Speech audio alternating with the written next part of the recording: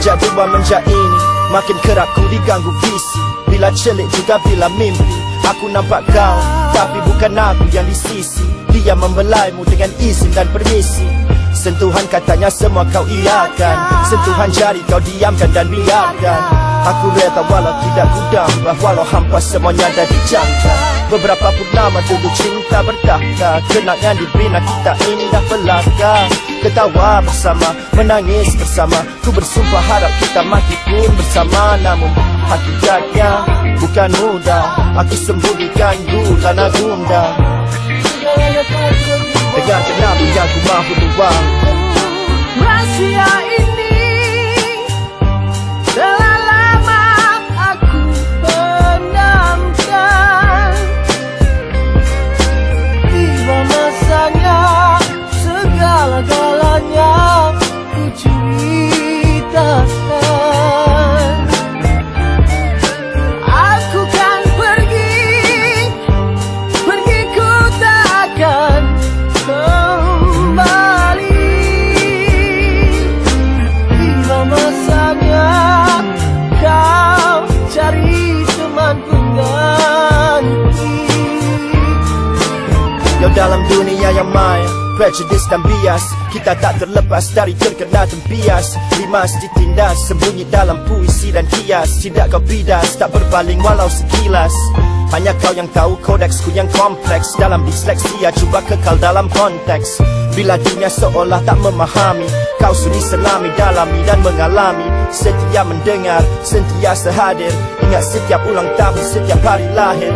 Tiba pagi Syawal, kaulah yang terawal. Syawal yang terakhir ini pasti rasa janggal. 70,000 hijab harus ku singkap. Sorok kita balik tingkap, penjara hinggap. Dalam diam ada seorang yang ku puja. Kau teristimewa tapi tidak yang sempurna. Dia yang sempurna, dia yang sempurna. Rahasia ini telah lama aku pendamkan.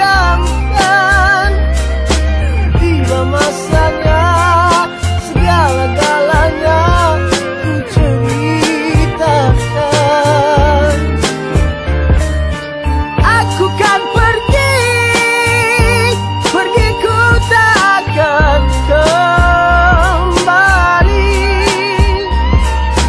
Tiba masanya kau cari teman pengganti.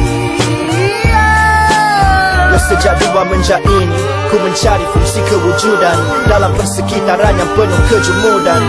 Terperangkap dalam jasad ku keliru, mujur ada kau si penetralisasi pilu. Namun aku tetap murung, berkurung, tubuh makin susut menunggu tadi luput.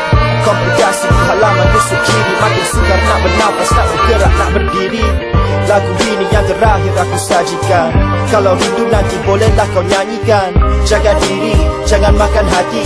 Yang patahkan tumbuh, yang hilangkan berganti. Bilik dah ku kemas, kata dah ku rapi. Cincin, kunci, dompet dalam laci. Ada sikit wang, itu saja baki. Moga-moga cukup untuk majlis tu nanti. Aku kan pergi bertemu kekasih abadi.